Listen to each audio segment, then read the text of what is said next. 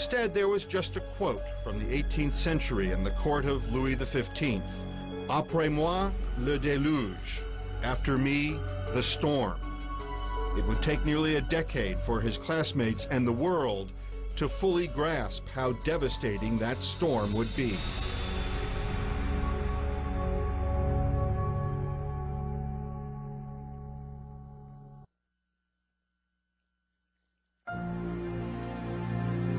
By 1987, Andrew Cunanan had gone from the lower-class streets of National City to the comfortable avenues outside La Jolla. He had no intention of stopping there. After graduating from the Bishop School, he entered the University of California at San Diego, where he majored in history. But soon his own history would be altered forever. In October of 1988, a warrant was issued for the arrest of Andrew's father. Modesto Cunanan was charged with embezzlement and became a fugitive. He fled the country and returned to the Philippines. Andrew's mother, Marianne, was forced to live on food stamps.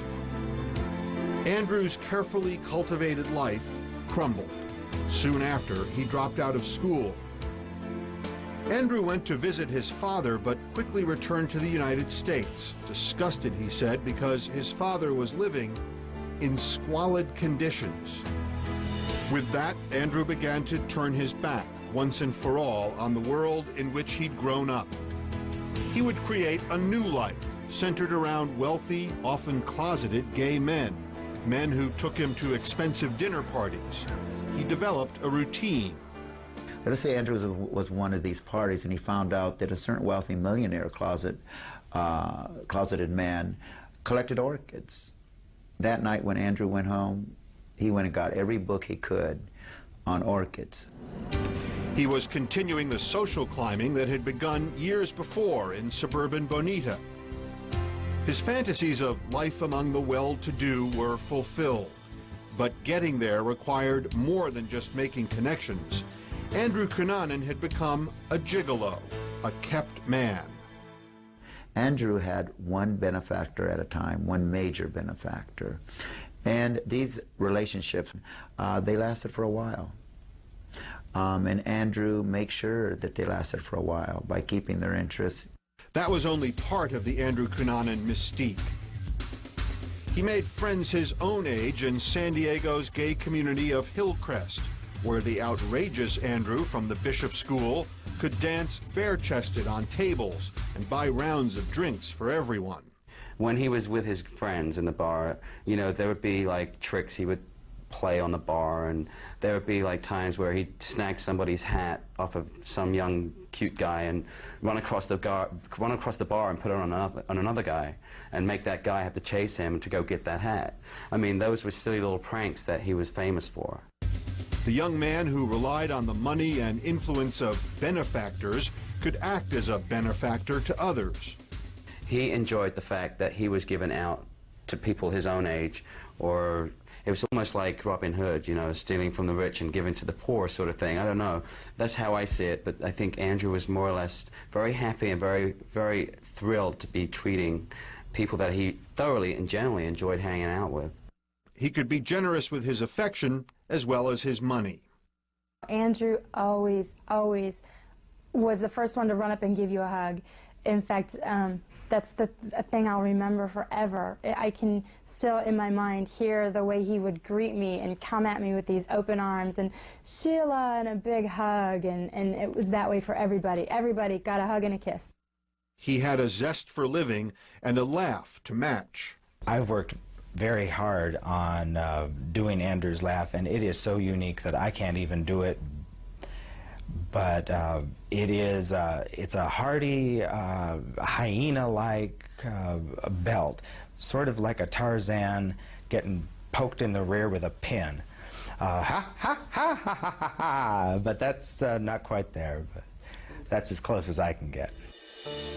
Andrew seemed to be on stage, and in these performances, he rarely let people get close. He could disappear into whatever role he chose to play. Andrew told some people he was an aspiring actor or a designer. He even reinvented his family. He spoke about his mother and how when he would have a problem or something he needed to speak with her about, on occasion as a youth, he would go to her, but she was so consumed by her society lady duties and the choreography of a fashion show that was upcoming that she shunned him, and he was excluded. He told some that he came from a rich Jewish family, or that his father owned a home on the Riviera, and it could get even more incredible. He also spoke of having an ex-wife and a young daughter, and in fact at one point in time produced photographs to document this theory, and they were taken in the most beautiful home. Some friends knew him as Andrew Cummings. Most were told his name was Andrew De Silva.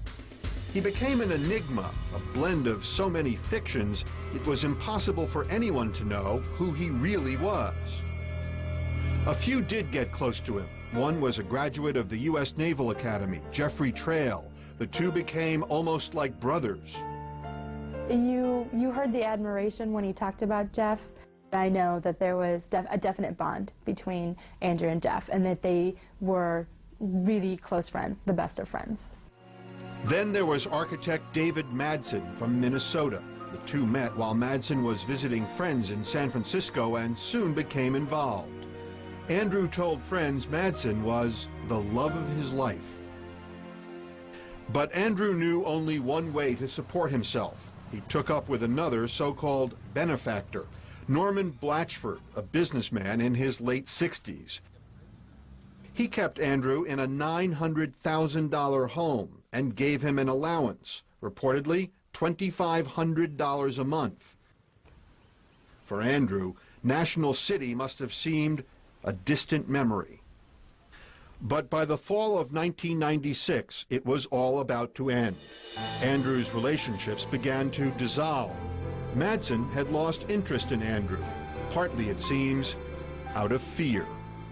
He was wondering about where Andrew Cunanan was getting this money. He thought it was very strange that Andrew would not give him a phone number where he could reach him, and he also wouldn't even give him an address in San Diego.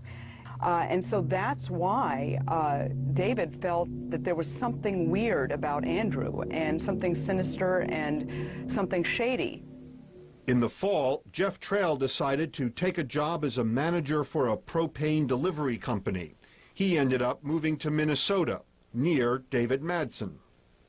Jeffrey Trail is highly respected, didn't know a lot of people here in Minnesota, and apparently Andrew suggested that he get in touch with David Madsen. And David Madsen actually helped show him around town. Around this time, Andrew's relationship with Blatchford came to an end. Suddenly, money was hard to come by. I was talking to him one night at the bar, and he told me that he'd gone to this one particular straight bar, and there aren't that many in Hillcrest. And I was totally alarmed because I was like, well, what are you doing there? And he looked at me and he goes, oh, you don't know? He goes, that's where I do most of my business. I put two and two together and knew that he was selling drugs. Friends suspected he was also taking drugs. They also heard he was getting into sadomasochism. He went to some after-hours place, and he did get into some leather, in the leather and S&M and so forth.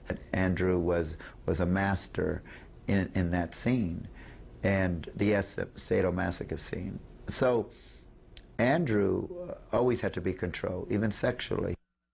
Andrew began to put on weight. Even his demeanor seemed to change. I saw Andrew last New Year's this past year, and I was so excited to see him again because I hadn't seen him in like 8 months or so, and it was very strange because he was different. I didn't get the Sheila and the big hug. It was, oh, hi, how you doing? A little hug in passing, and on he went. In April of 1997, Jeffrey Trail told a friend in Minnesota that he had had a huge falling out with Andrew. I made a lot of enemies this weekend, Trail said. I've got to get out of here. They're going to kill me.